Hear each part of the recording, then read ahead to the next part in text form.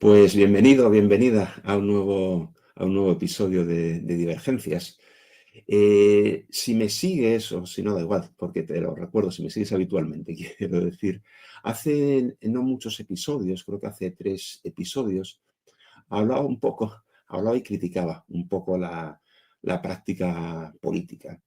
Y sobre todo lo que venía a pedir era un poco una gestión más científica, más profesional por parte de los políticos. En esencia, el razonamiento es, los políticos hacen, simplificando, 2 tipos de actividades, una más orientada a captar el voto, es más de comunicación, de explicación, de mítines, de crítica al adversario y demás, y cuando consiguen llegar al poder de alguna forma, pues cambia su actividad completamente. Básicamente, simplificando uno, 2, tienen actividad legislativa, la que se hace en el Parlamento, por ejemplo, o actividad ejecutiva de gobierno. Y básicamente el mensaje me centraba en la actividad ejecutiva, la de gobierno. Y ahí es donde yo pedía, o sugería, o deseaba que cuando se está gestionando se utilizasen los métodos más propios que se hacen en las empresas de gestión. Pues la dirección de proyectos para lo que realmente son proyectos, la analítica, bueno, pues lo que son las prácticas normales en una empresa y unas prácticas que son más objetivas, más neutrales y muy orientadas a resultados. Bueno, pues en este episodio voy a continuar un poco en esa línea y voy a expresar algo que en realidad también, si me sigues ya mucho, no en Divergencias, sino en otros canales, también hace poco explicaba en mi blog Blue Chip y que lo voy a poner en relación ya levemente con la econometría y sobre todo que me interesa mucho más con el Machine Learning. Entonces, claro, lo que sí que es cierto, aunque criticamos, y creo que con razón, a nuestros políticos y cómo gestionan, lo cierto es que en una gestión de los asuntos públicos, los políticos, los gobernantes se enfrentan a decisiones que son complicadas y tienen que gestionar fenómenos que en sí mismos son complejos y que es difícil de entenderlos hasta el último detalle. Pues decisiones, por poner un ejemplo, que afectan al empleo, a la promoción del empleo, a intentar que no se pierda, o ahora que está tan en boga y además, lógicamente, el problema de la vivienda y el acceso a la vivienda, o en general decisiones o planteamientos que afectan, por ejemplo, al crecimiento económico, al PIB y demás.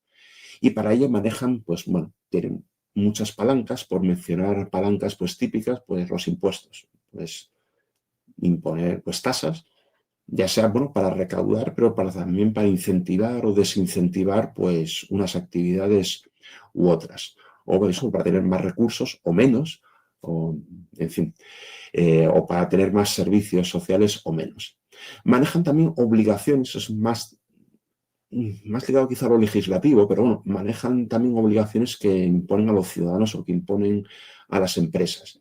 Por ejemplo, ahora también que está muy de moda o muy de actualidad, pues el salario mínimo, ¿vale? Pues la fijación del salario mínimo o también muy de moda ahora la jornada laboral.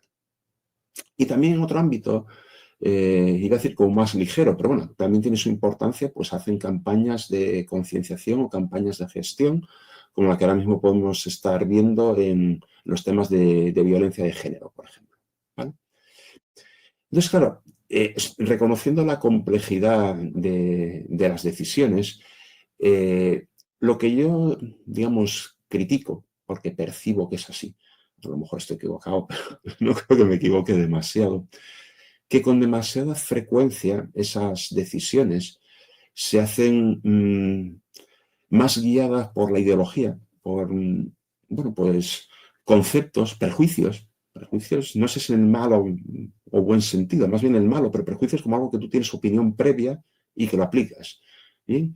A veces desde la intuición, a veces yo creo que se consideran obligados, sobre todo en un caso de una crisis, a tomar una decisión rápida para responder, para decir que han hecho algo, y entonces, bueno, pues es más desde la intuición o desde la ideología. Y claro, eso, aparte de otras cosas que serían criticables, pues pone en tela de juicio, pone en riesgo la eficacia o el resultado de las medidas que toman. Por ejemplo, te pongo un ejemplo. Ahora está en marcha, pues eso, una campaña de concienciación contra la violencia machista, todas estas cosas. Y más o menos supongo que la mayoría de los ciudadanos, vamos a decir que nos parece bien, o por lo menos no muy criticable. O sea, el fenómeno es lamentable y hay que hacer algo. Y tampoco parece que sea malo hacer, probablemente no solo, pero por lo menos elementos de concienciación. Pero, sin embargo, es posible que el resultado de esas campañas o sea muy pequeño o incluso no sea el esperado. Y te comento, a lo mejor si te sorprende, te comento algo. Eh, en un libro que he leído, bueno, hace unos meses, un libro que se llama, bueno, creo que es bastante famoso, Persuasión, es sobre todo comunicación. No ponía este ejemplo de la violencia de género, creo, aunque no estoy seguro, igual sí, ¿eh? Pero sí ponía el ejemplo y se lo recuerdo muy bien, las campañas contra el tabaco. ¿Sí? La campaña contra el tabaco, el que el paquete de cigarrillos, la mitad de la caja diga que es perjudicial para la salud, que te pongan imágenes tremendas de pulmones negros y tal.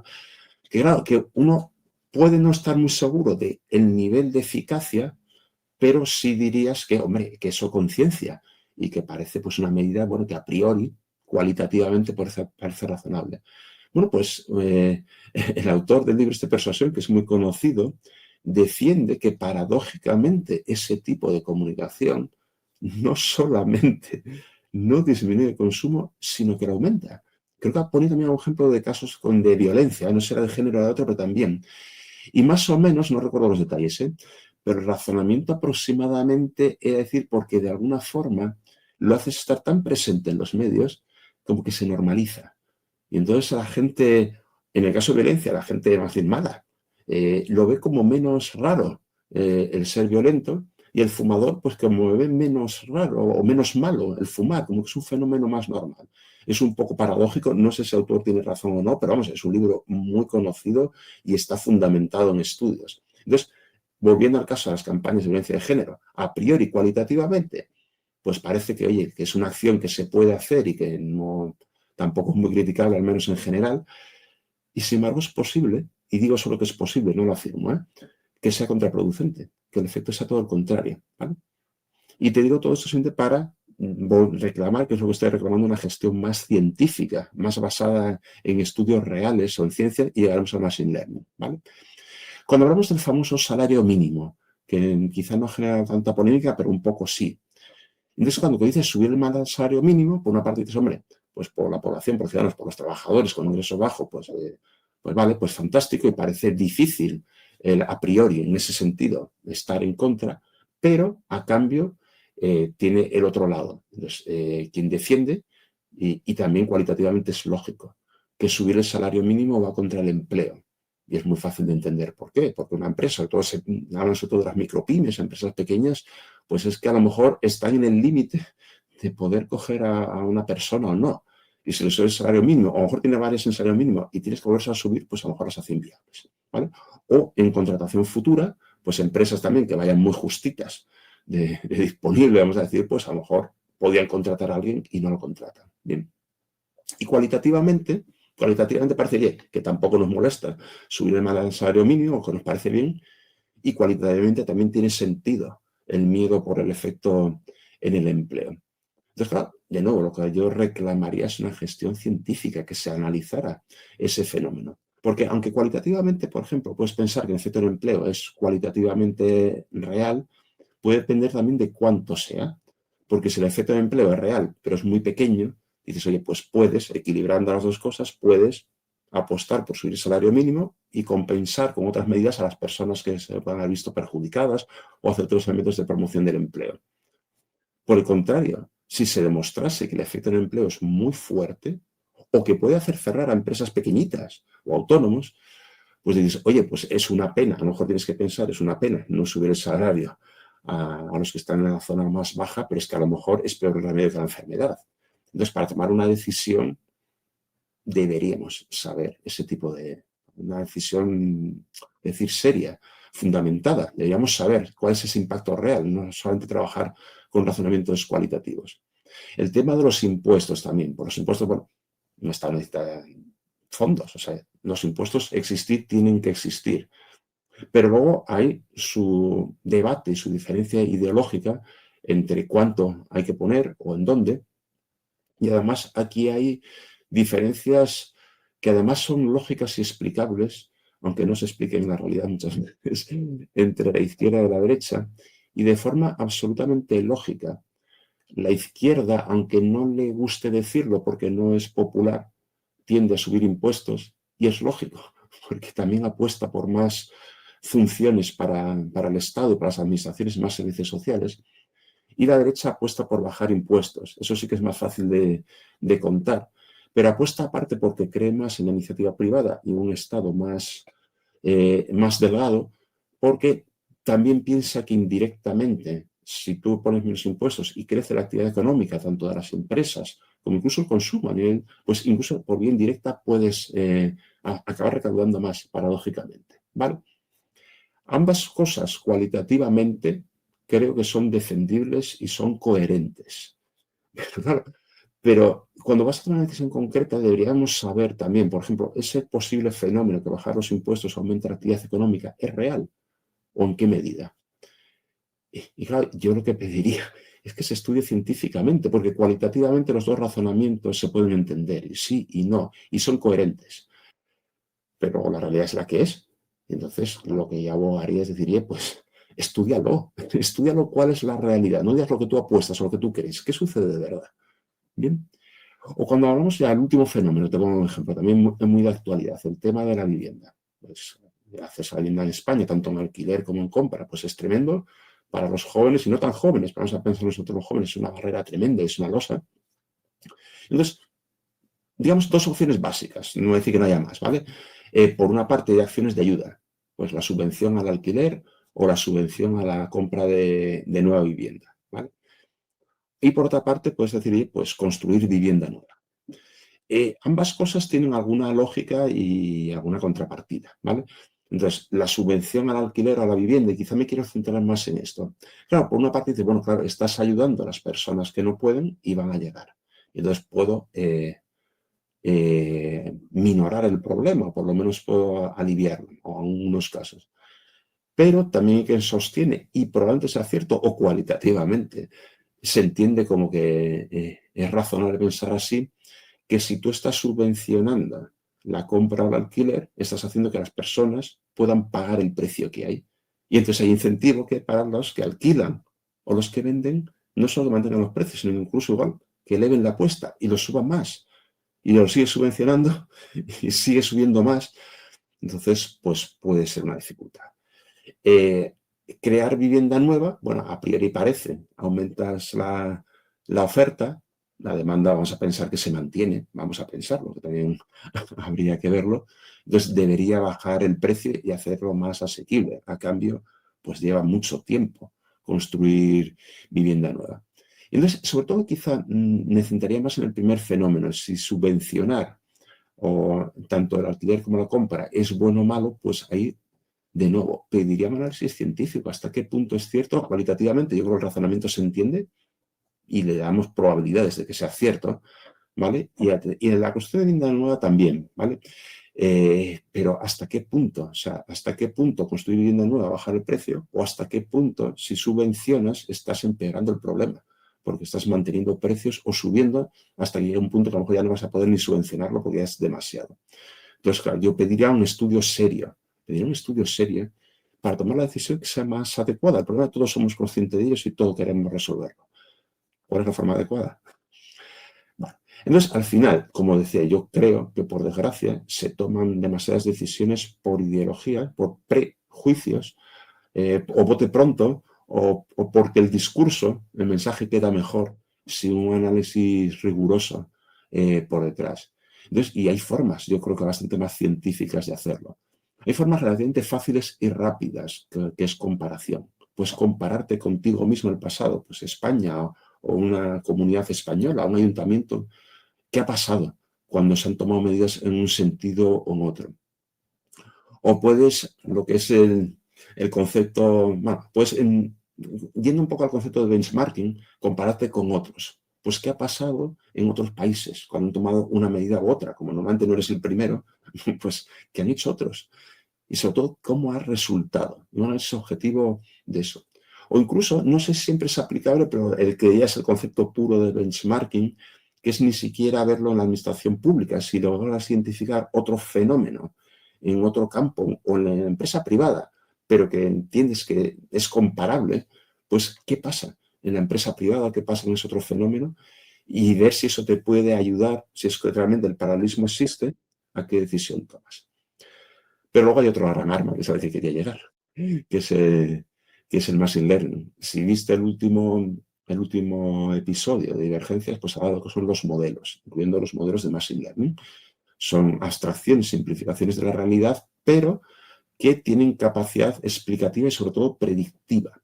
En el caso de modelos de machine learning, pues son unos artilugios software, vamos a ver, a decir que tienen unas variables de entrada y te generan unas variables de salida. Es machine learning porque el ajuste de cómo haga, al final es como una gran función matemática, el ajuste de cómo se funciona, qué resultado da, se hace entrenándolos y el propio algoritmo de alguna forma es capaz de deducir el modelo subyacente, la relación que hay entre las variables de entrada y las variables de salida. Y ese tipo de análisis en el fondo ya tiene un antecedente en lo que es la disciplina de la econometría. Probablemente ahora mismo la econometría entienda que el machine learning es una de sus herramientas que intenta explicar científicamente, estadísticamente, matemáticamente fenómenos económicos. Y me parece un planteamiento pues fantástico y que es lo que deberían hacer nuestros políticos directamente a través de sus asesores. ¿Sí? Entonces, y ahora mismo la potencia de machine learning es enorme porque, un poco como también te explicaba en el episodio anterior, es que la gran cosa es que frente a todo tipo de modelos, que para hacerlo de alguna forma tú tenías que hacer hipótesis sobre el funcionamiento de la realidad que fueras a hacer. En el caso del machine learning no tienes que hacer grandes hipótesis. Básicamente, identificar variables de entrada y salida que realmente estén correladas y que puedas acceder a datos de ellas. Estoy simplificando un poco, pero básicamente eso es lo que necesitas. Y el verdadero modelo se deduce solo durante el entrenamiento.